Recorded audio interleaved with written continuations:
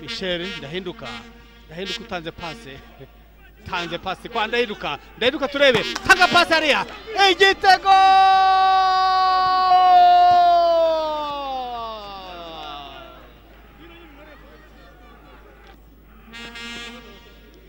Michel Ndahinduka. Ona nundi niwe utangije action. Sigaye Ngama ahita amuhereza pase nziza cyane n'agatsinsino. Mugihe abasore b'ikipe ya Musanze bose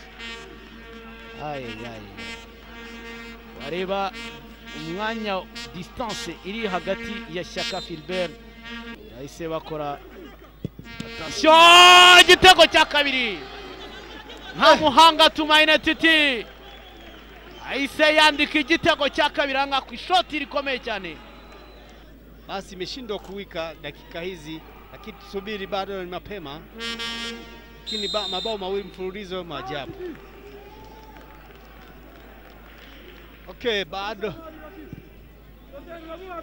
naambiwa hali kuingia eti imetoka pembeni. Angalia jinsi mambo yalivyokuwa.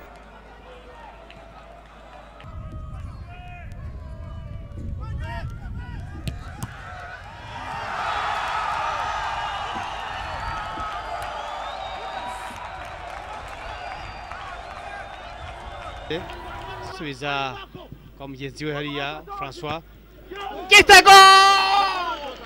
Gitego cyiza cyane cya Japhet Ibulora Hakizimana. Abakinnyi b'ikipe ya AS Kigali ngira ngo ntago bamubonye aza, barangayeho gatoya. Japhet ahitaza ahita kupa. Ubona Mutijima Janvier wakomeje gutegereza ariko Japhet aramusumba. Gitego rero umunyezamu Bonheur nawe ukurikije trajectoire y'umupira ntabwo wamuveba. Kwa Michel Titi Tumaine utanze pasi hariya, aramanutse Mutijima Janvier, pasi ko yageze shot! Igitego! Igitego kitabaho. Ekipe ya AS Kigali yujuje ibitego 30 muri uyu mwaka w'imikino, mu mikino 15.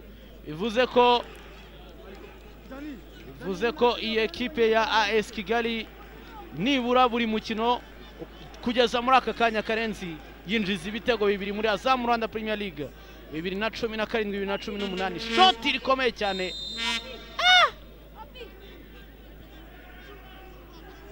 Umusore wakinnye muri Readings.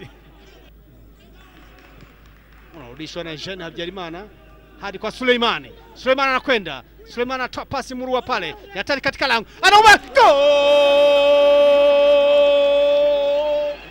Suleimani Mudei Suleimani anaichapa timu ya AS Kigali goli la pili. Na nawaambia wenzake basi njoni tucheze mpira, inawezekana tupate hata goli la 3 la kusawazisha. Au sio? Pasi maridadi kutoka kwake Barirengako Franke. Familia ya wachezaji wa football. Babake alikuwa mchezaji hodari, mdogo wake Muvala Valence kutoka Gitega, mji wa pili wa nchi ya Burundi. Tunarudishwa na hatari katika lango, anaokoa bao la 3. Musanze inaandika bao la 3. Mfungaji akiwa Bokota na baba maarufu kwa jina la Bovic, ikiwa ni goli la kusawazisha.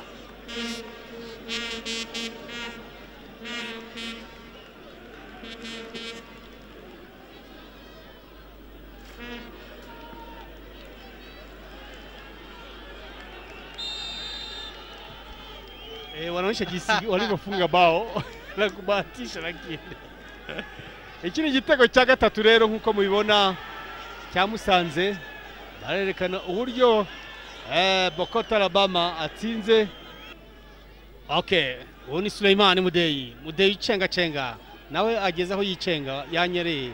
Titi watsinze igitego cya mbere muri shampiyona. Tanga pasi hariya munyezamu ya ngaho bagiye gutsira mu igitego. Igitego!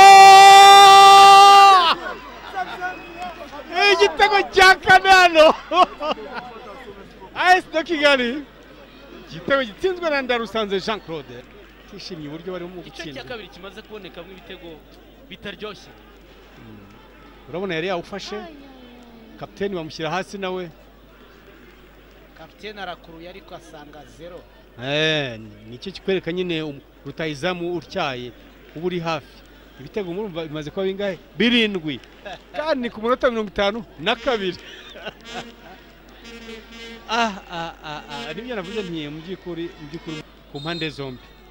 Uwo ni Olivier udasobanukiwe icyabaye. Ibitego rwose ati ajyamo gute. Mu gihe Mazimpaka umunyezamu wa mbere. Kuri decoder Azam TV wasanga amasheni arenga 140. Igurire decoder Azam TV hamwe na antene yayo y'igisahani ku mafaranga 25,000 yonyine. Ushobora kugura ifatabuguzi rya Azam Pure ku 3,500 gusa ku kwezi. Hari kandi ifatabuguzi rya Azam Plus ku mafaranga 4,500. Wakwigurira kandi Azam Play ku mafaranga 6,500. Mwaduhamagara kuri 0728502002. Azam TV, imyidagaduro kuri bose.